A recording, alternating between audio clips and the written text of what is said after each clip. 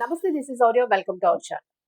America తనకున్న base ని చూసుకునే ఎప్పటికప్పుడు రెచ్చిపోతూ ఉంటుంది. అనేక దేశాల్లో అనేక సైనిక స్థావరాలు ఉన్నాయి. సో ఇది చూసే ఇప్పుడు కూడా ట్రంప్ భుజాలు చర్చుకుంటూ ఉంటాడు అనేది మనం వింటూ ఉంటాము. ప్రస్తుతం ఇరాన్ ఇజ్రాయెల్ యుద్ధ నేపథ్యంలో కూడా ఆ బేస్ల నుంచి అటాక్ చేయాలనే ప్రయత్నం చేస్తూ ఉంటాడు.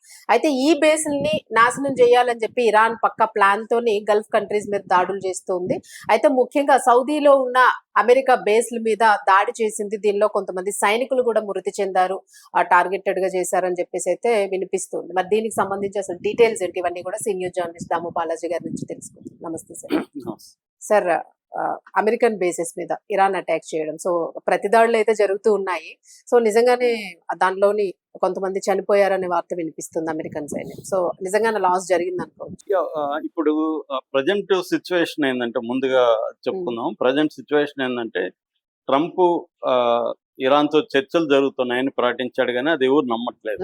మార్కెట్ కూడా నమ్మట్లేదు. బిగినింగ్ లో నమ్మి బ్రెంట్ క్రూడ్ ఆయిల్ బాగా పడింది, కానీ $96 కలగా అది మళ్ళీ నిన్న చూస్తే $110కి వెళ్ళింది. అంటే మార్కెట్ కూడా ట్రంప్ నమ్మట్లేదు అనేది అర్థమైంది. అతను చెప్పింది బేసిక్ గా మార్కెట్ కోసమే అనేది కూడా అందరికి అర్థమైంది. ఎందుకంటే నిజంగా చర్చలు జరగట్లేదు. రెండు కారణాలతో ట్రంప్ దీన్ని అనౌన్స్ చేశాడు. ఒకటి, మార్కెట్స్ ఆయన అనౌన్స్ చేసిన కూడా మండే మార్నింగ్ అనౌన్స్ చేశాడు. అంటే మండే మార్నింగ్ మార్కెట్ స్టార్ట్ అవుతాయి. ఆల్రెడీ మార్కెట్స్ డౌన్ లో ఉన్నాయి కాబట్టి దాన్ని పెంచాలనేది ఒకటైతే, రెండవ హెడెన్ రీజన్ చాలా మంది చెప్పేది ఏమంటే, ట్రంప్ సమీప బంధువులు విపరీతంగా ముందుగా ఫ్రైడే రోజు కొన్నారు, మండే రోజు అమ్ముకున్నారు. అంటే ఈ ప్రకటనకు ముందే వాళ్ళు విపరీతంగా స్టాక్స్ కొనేసి, ఈ ప్రకటన తర్వాత రేట్లు పెరుగుతాయి కాబట్టి అమ్ముకున్నారు. దాదాపు 500 మిలియన్ల పైన వాళ్ళకి ఆదాయం వచ్చింది అనేది కూడా ఒకటి ఉంది. ఇన్సైడర్ ట్రేడింగ్ అంటారు దీన్ని. సో ఇది ట్రంప్ చేస్తుంటాడు అప్పుడప్పుడు. ఎందుకంటే ఆయన ఒక ప్రకటనిస్తే మార్కెట్ కూలుతుంది, ప్రకటనిస్తే మార్కెట్ పెరుగుతుంది. సో అది చేస్తుంది. కానీ ఇరాన్ ఏం చేసింది, దాన్ని దెబ్బ కొట్టడానికి ట్రంప్ వ్యూహాన్ని మేము చేయట్లేదని వీళ్ళు దాడులు పెంచారు. దాడులు పెంచడంతో మార్కెట్ మళ్ళీ డౌన్ అయింది. అంటే ఇరాన్ది ఇప్పుడు ఎకనామిక్ వార్ఫేర్ చేస్తుంది ఇరాన్. ఎందుకంటే మిలిటరీ వార్ఫేర్ లో ఇరాన్ అమెరికాను ఇజ్రాయెల్ ని జయించే పరిస్థితి లేదు. ఎకనామిక్ వార్ఫేర్ లోనే వాటిని కట్టడి చేయాలి. ఇది ఇరాన్ చేస్తున్నది. అంటే దీన్ని అసిమెట్రిక్ వార్ఫేర్ అంటారు. నువ్వు డైరెక్ట్ గా శత్రువుని జయించలేనప్పుడు శత్రువు బలహీనతలు ఎక్కడెక్కడ ఉన్నాయి, దాన్ని ఎలా కొట్టాలి అనేది జరుగుతుంది. అది ఇరాన్ పర్ఫెక్ట్ గా చేస్తుంది. సో అందుకని ట్రంప్ ఏమో మార్కెట్లను పెంచడం కోసం, తర్వాత తన మనుషులకు లాభాలు కలిగించడం కోసం, మూడవదేమో తన బలగాల్ని ఇక్కడికి చేర్చడం కోసం. ఎందుకంటే వస్తున్నాయి షిప్పులు, అబ్రహాం లింకన్, తర్వాత ఫోర్డ్, ఈ 2 వార్ షిప్పులు వస్తున్నాయి. ఇవి కాకుండా ట్రిపోలి అండ్ బాక్సర్ అనే ఎంపీబీఎస్ షిప్స్ అంటారు, అవి వస్తున్నాయి. మెరైన్ సైనికులు వస్తున్నారు, పారాట్రూపర్స్ వస్తున్నారు. దాదాపు ఒక 15,000 to 20,000 పోలీస్ ఫోర్స్ అదనంగా వస్తుంది. ఆల్రెడీ గల్ఫ్ దేశాల్లో ఒక 50,000 మంది అమెరికన్ సైనికులు ఉన్నారు. సో వీళ్ళ వస్తూ ఇక్కడ ఐలాండ్స్ ని ఒక 5 ఐలాండ్స్ ని స్వాధీనం చేసుకొని ఈ హార్ముజ్ జలసంధిని తన కంట్రోల్లోకి తెచ్చుకోవాలనేది అమెరికా ప్లాన్. ఇజ్రాయెల్ ఏమో ఇరాన్ ని మాక్సిమం వీకెన్ చేసేయాలనేది ఇజ్రాయెల్ ప్లాన్.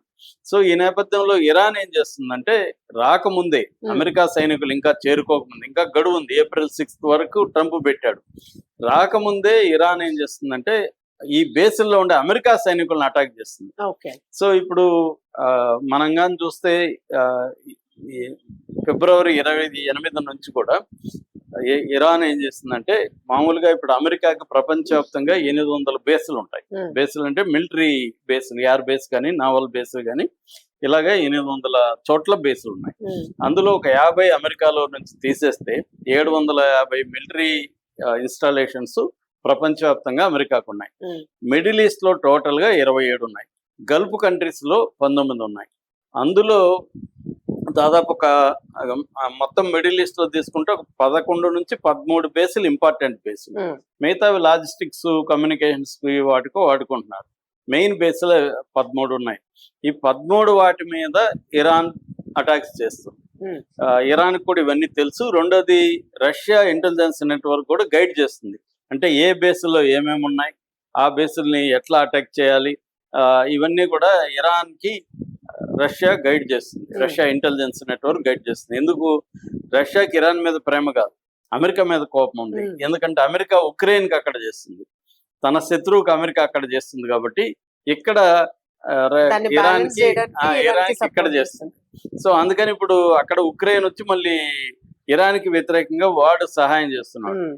ఎవరు జెలెన్స్కీ. అంటే ఇదంతా కూడా మనకి ప్రపంచవ్యాప్తంగా ఇది ఊర్లలో మైండ్ గేమ్ జరిగినట్టే ప్లే ఉంటాయి. చేస్తున్నారు సో ఇప్పుడు ఏం చేస్తుందంటే మామూలుగా ఇప్పటి వరకు మనకి బహ్రెయిన్ లో ఉండే 5th ఫ్లీట్ నేవీ అంటారు. బహ్రెయిన్ లో నేవీ కమ్యూనికేషన్స్ కి నేవీ ఆపరేషన్స్ కి అది గుండెకాయ లాంటిది. దాని మీద ఇరాన్ అటాక్ చేసింది. అలాగే కువైట్ లో అలీ అల్ సలేం ఎయిర్ బేస్ ఉంది. అట్లాగే అరిఫ్ జాన్ అనే ఒక ఎయిర్ బేస్ ఉంది. ఈ రెండింటి మీద కూడా ఇరాన్ అటాక్ చేసింది. అట్లాగే ఖతార్ లో అల్ ఉదైద్, ఇది అన్నిటికంటే పెద్దది అనమాట. ఇక్కడ రాడార్ సిస్టమ్ ఉంటది. ఆ రాడార్ సిస్టమ్ కొట్టింది. దీని మీద మనం చాలా వీడియోలు చేసుకున్నాం. ఆ రాడార్ సిస్టమ్ ఏమో దాదాపు 800 మిలియన్ రాడార్ సిస్టమ్.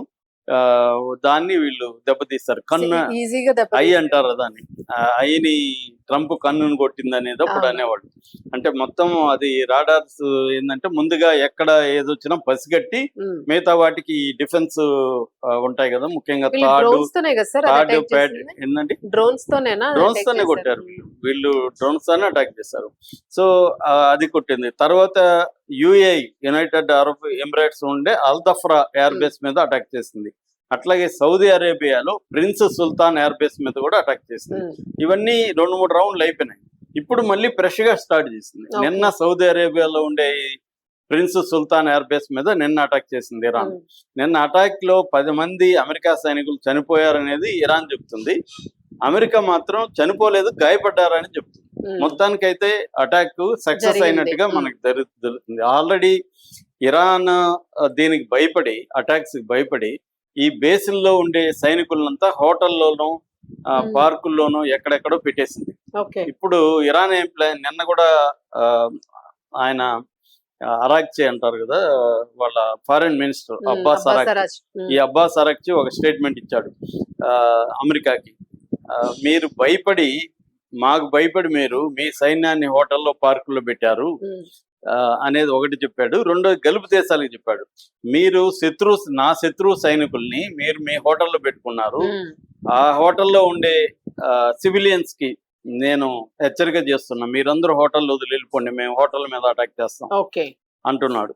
అంటే ఇది కానీ జరిగితే అతిపెద్ద నష్టం అమెరికాకు వచ్చే అవకాశం ఉంది. ఎందుకంటే హోటల్లో అక్కడేం డిఫెన్స్ సిస్టమ్స్ ఉండవు, ఏముండవు. అక్కడ కానీ అటాక్ చేస్తే అక్కడ అమెరికన్ సైనికులు చనిపోతారు, వేరే టూరిస్టులు కూడా చనిపోతారు, సివిలియన్స్ కూడా చనిపోతారు. అది పెద్ద యుద్ధానికి దారితీస్తుంది. కానీ ఇరాన్ అది కూడా చేసే అవకాశం ఉంది. అంటే అమెరికా కానీ వీళ్ళ మీదకి వస్తే ఇరాన్ మీదకి అటాక్ చేసి ఐలాండ్ ముఖ్యంగా కార్గ్ ఐలాండ్ క్యాప్చర్ చేసుకుంటే మాత్రం ఇది ఎవరు ఊహించని స్థాయికి యుద్ధం వెళ్ళిపోతుంది. ఎవరు ఇంకా ఆపలేరు యుద్ధాన్ని. అది వినాశనానికి దారితీసి కొన్ని లక్షల మంది చనిపోయే అవకాశాలు అయితే కనిపిస్తా ఉన్నాయి. అమెరికాకు కూడా పెద్ద నష్టాలు అయితే స్టార్ట్ అయినట్టుగానే మనం చెప్పుకోవాలి. ఎందుకంటే ఇప్పుడు అమెరికా ఈ గల్ఫ్ దేశాల నుంచి వెళ్ళిపోవాలనేది ప్రధానమైన డిమాండ్లలో ఒకటి. ఇరాన్ పెడుతున్న డిమాండ్స్ లో ఇరాన్ 5 డిమాండ్స్ పెట్టింది. అందులో ఒకటి ఏంటంటే గల్ఫ్ దేశాల నుంచి శాశ్వతంగా ఖాళీ చేయాలి అనేది. ఆ ఖాళీ చేయకపోతే మేము అటాక్ చేస్తూ ఉంటాము. బేసుల మీద చేస్తాము, వాళ్ళకి ఆశ్రయం ఇచ్చిన హోటళ్లు, ఇండ్లు వాటి మీద కూడా చేస్తాము. మీరు ఆశ్రయం ఇచ్చిన దానికి మీరు కూడా మా ఎనిమీస్ గా డిక్లేర్ చేసి మీ ఇన్ఫ్రాస్ట్రక్చర్ ని, మీ డీసెలినేషన్ ప్రాజెక్టులని, మీ ఆయిల్, గ్యాస్, వీటన్నిటి ఫెసిలిటీస్ అన్నిటిని కూడా మేము అటాక్ చేస్తాము అనేది చెప్తున్నారు, చేస్తున్నారు. ఒక్క డీసాలినేషన్ ప్రాజెక్ట్స్ ని, సివిలియన్ ఇన్ఫ్రాస్ట్రక్చర్ జోలికి ఇప్పటి వరకు వెళ్ళలేదు. ఇవి కాకుండా రేపు పొద్దున ఆ ప్రెసిడెంట్ల మీద అంతా కూడా రాజు కుటుంబాలు, అవి వాళ్ళ మీద కూడా అటాక్ చేసి వాళ్ళని కూడా చంపొచ్చు కదా. ఇరాన్కి ఈజీ, దగ్గరే ఉన్నారు. వాళ్ళ దగ్గర అమెరికా మీద ఆధారపడిన డిఫెన్స్ సిస్టమ్స్ తప్ప వాళ్ళకి ఓన్ గా మిలిటరీని డెవలప్ చేసుకున్న వ్యవహారం లేదు. అమెరికా టెక్నాలజీ, మ్యాన్ పవర్ ఉండొచ్చు వాళ్ళకి, కానీ టెక్నాలజీ మొత్తం అమెరికా మీద డిపెండ్ అయ్యింది. రేపు అమెరికా స్ట్రాటజిక్ గా విత్డ్రా చేసుకుంది అనుకో, గల్ఫ్ దేశాల పరిస్థితి ఏంటి? శాశ్వతంగా వాళ్ళు ఇరాన్ ఎనిమిదిలుగా మారిపోతాయి. పక్క దేశాలు అవి ఈజీగా 100 నుంచి 300 కిలోమీటర్ల దూరంలో ఉంటాయి. ఈజీగా అటాక్ చేయొచ్చు వాటిని. అందుకని గల్ఫ్ దేశాలు కూడా కొంత జాగ్రత్తగానే ఉంటున్నాయి.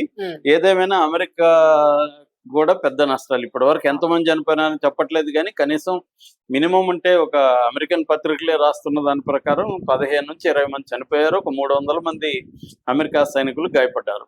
ఇప్పుడు కానీ ల్యాండ్ లోకి వచ్చారంటే మాత్రం వేలాది మంది అమెరికా సైనికులు చనిపోయే అవకాశం అయితే ఉంది. రైట్. Thank you.